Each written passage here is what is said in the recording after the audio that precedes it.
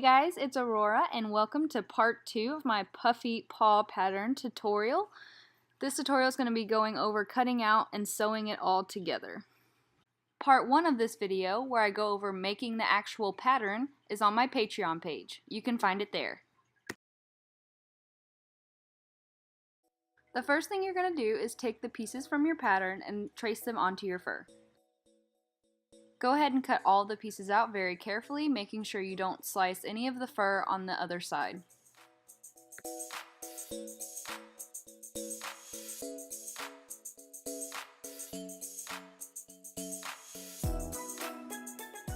So right here, I'm going to show you guys about matching up the different points you're going to sew onto the paw. These 3 points right here, I showed you how to do it in the previous video. You're going to match those up and trace them onto the actual fur as well. I use these marks to know where to sew and backstitch and where to put them on the rest of the paw. You also want to make sure to label everything. So I labeled that one the inside, the claw, and the 2 points of matching. You really need to make sure you label all of your pieces before cutting them out, because once you have them cut out, they can get really mixed up very, very easily. And it will save you a lot of stress in the long run.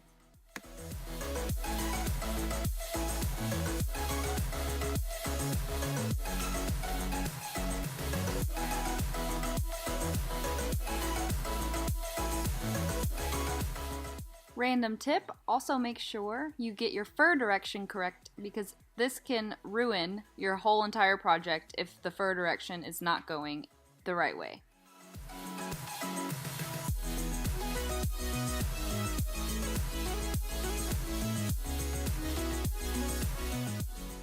Once you get all of your pieces cut out, you're going to go ahead and shave the pieces you want to have a shorter length of fur.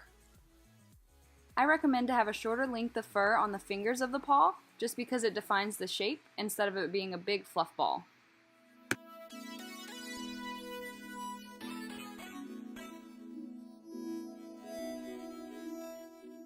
Once you have the length of fur you want, go ahead and lay all of your pieces out, and the next thing we're going to do is sew on the paw pads. The paw pad material is up to you, but I like to use minky or vinyl.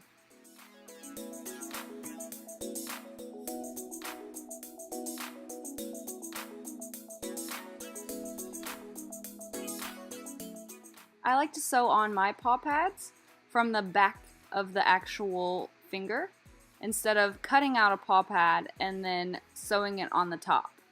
I have found that this is way cleaner and much easier than sewing from the front.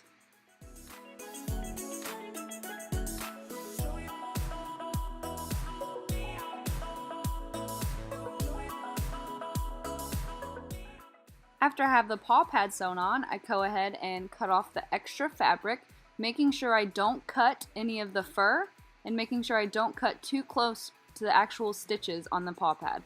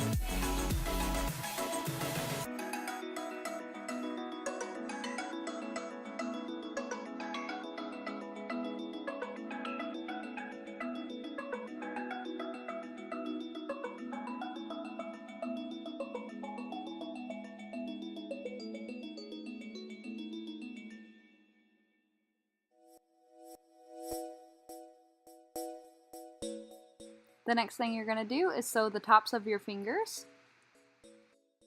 And the thing I want to stress most about this is to make sure whenever you start the stitch, you backstitch and then restitch over that. So the points, especially right here, at this right here, backstitch and then overstitch and then backstitch again. And the same goes for right here. If you don't, the seams will come undone and then you'll have tons of holes in your paws.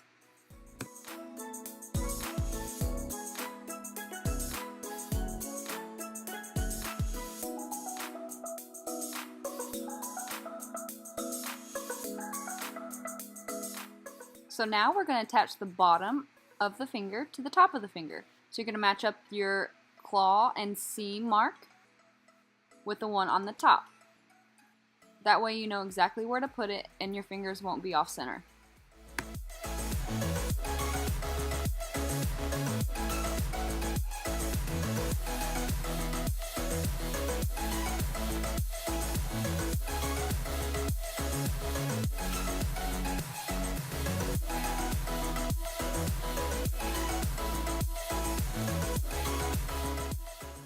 Again, I want to stress that you're going to stitch, back stitch, and then over stitch on every start of the stitches that you do.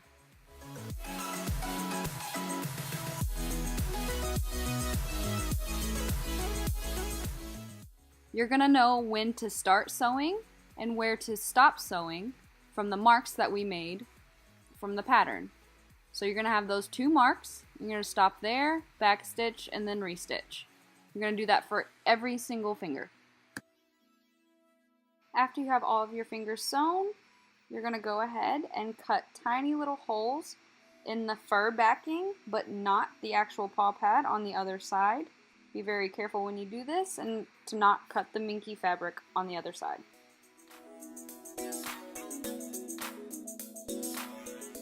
These holes we cut are going to be used to fill with polyfill to make the paw pads puffy.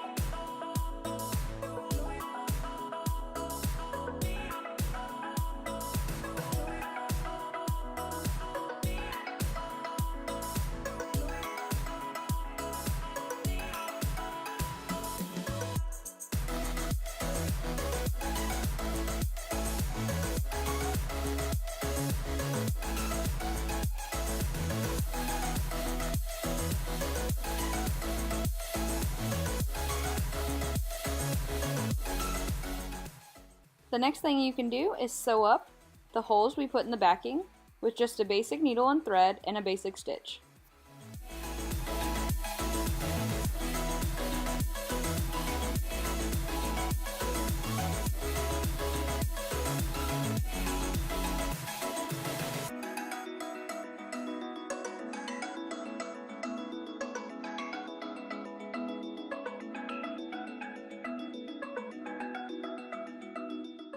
The next step is you're going to go ahead and attach the fingers to the rest of the paw. You're going to match up those markings and the corners, and you're going to use binder clips to hold it together.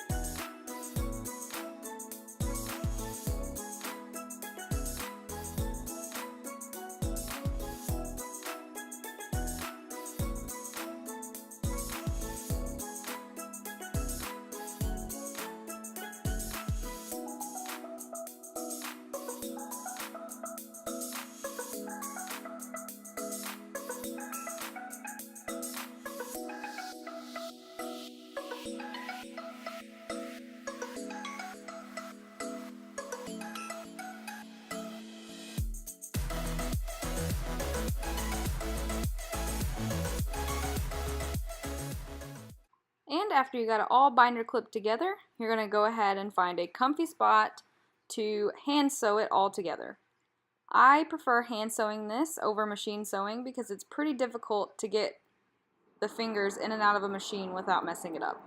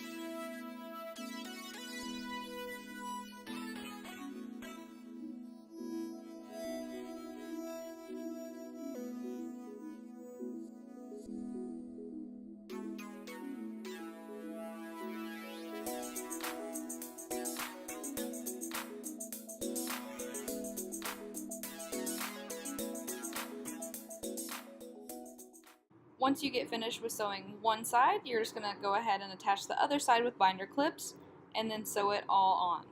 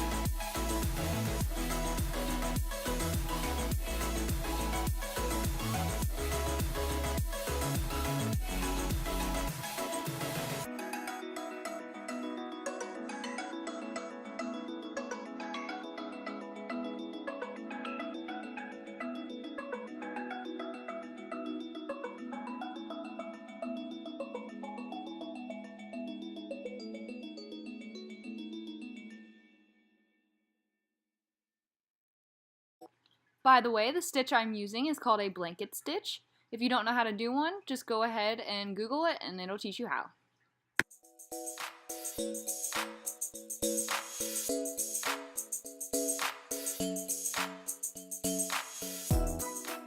So the next thing I'm doing is cutting out claws.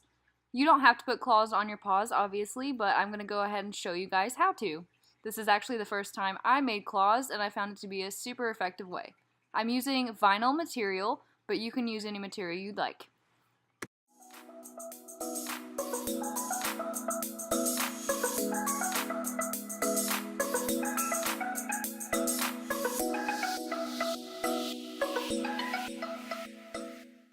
I'm going to go ahead and stress again that if you do not backstitch and overstitch, your stitches will come undone and your paws will fall apart.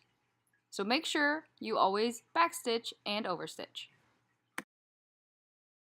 After you get all your claws cut out, you're going to go ahead and turn them inside out. I use a tool for this to help, and I also stuff them with polyfill.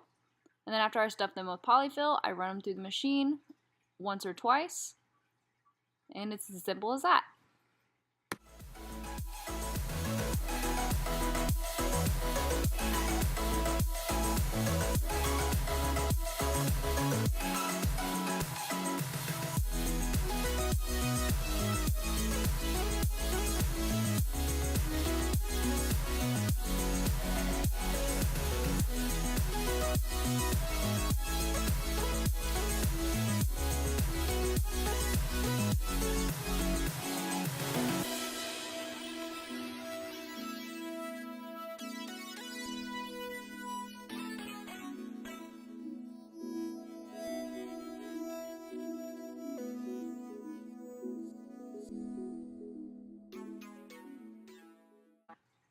So right now, I'm just planning out where I'm going to put the claws. You want to put them a little bit above the bottom, but not too far up or they'll stick out from the tops of the fingers and look really weird. So I did 2 little marks right there.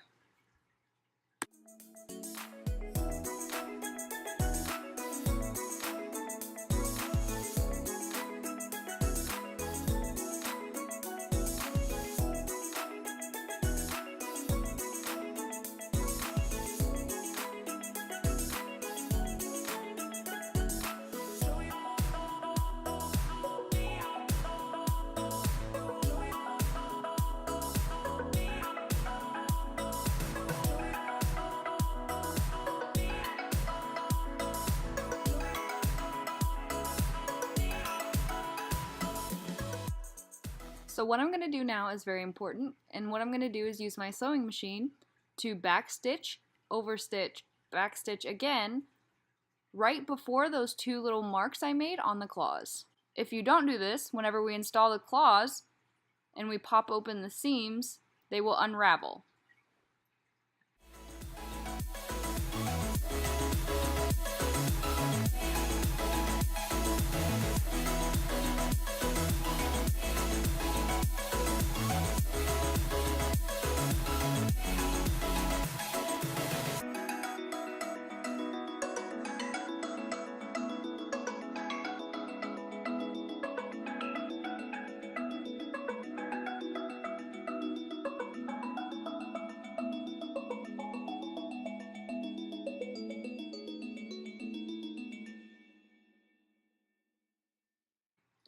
So what you're going to do now is pop open the seam in the middle of the two places you backstitched and overstitched in between the markings. I use an X-Acto knife just to cut a little bit of the seam.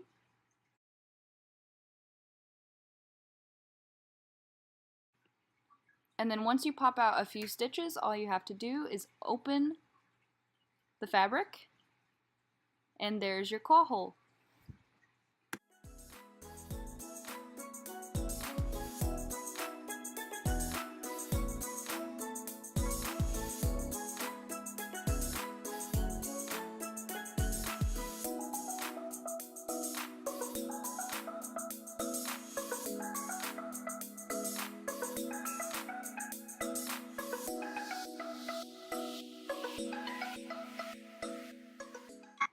As you can see here, I just simply put the claw into the paw and make sure you don't have it upside down. And you're going to line up the seam that's on the claw with the seam that is on the actual finger. You're going to sew through both sides of the claw and both sides of the fabric and make it one whole seam.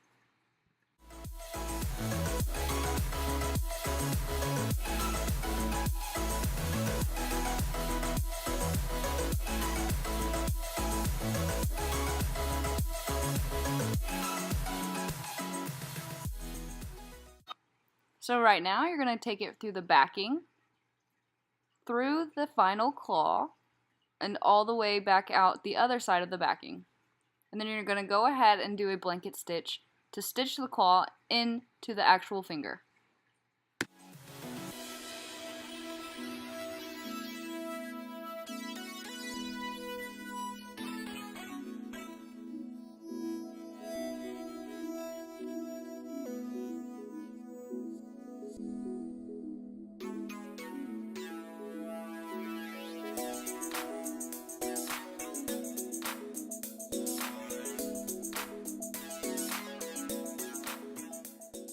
So what I did here was turned it inside out and made sure the claw was in there nice and secure and you could see no holes from the outside.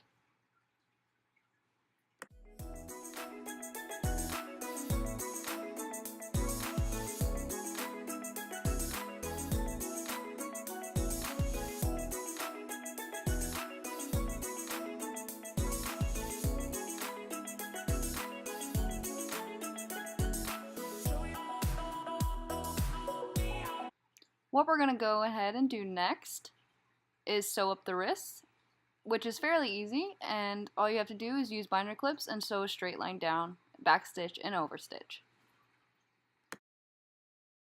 So now that you have both of your paws done, you're going to go ahead and trace out the pattern for the lining.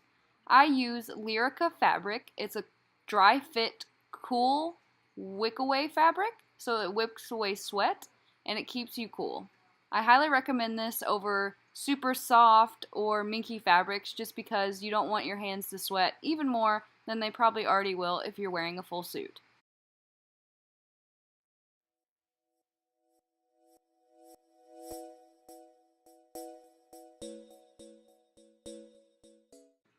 So basically what you're doing when you're making a lining for a paw, you're just making a glove. So all you have to do is cut out two pieces of fabric and sew them both together. Now you don't have to make this super pretty. As you can tell, I am not making the prettiest glove ever, but it's going to be on the inside and it's only there to serve a purpose for keeping the stuffing in and keeping it comfortable on the inside. And an important step here is you're going to attach the lining to the tips of the fingers to make sure whenever you pull your hand out of your paw, the lining doesn't come with it.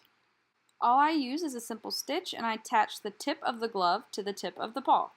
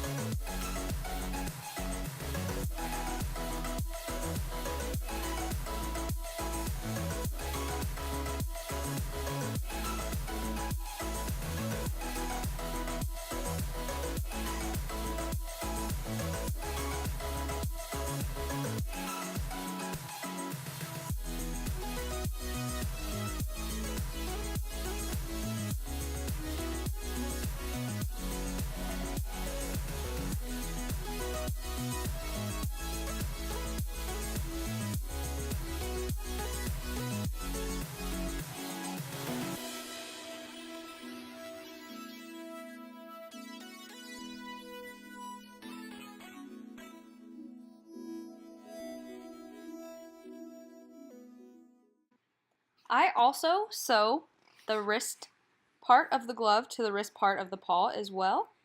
It just provides extra comfort and it makes sure it's not really baggy once you have it on.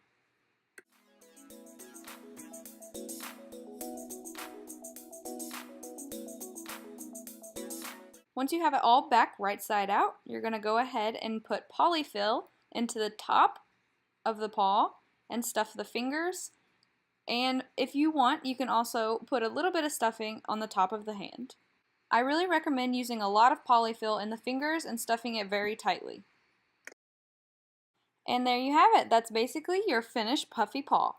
So what you can do next is add a hemline to the wrist of the paw, but it is not completely necessary. I know some full suitors don't like to have hems, but if you're looking to partial, then you might want to do so.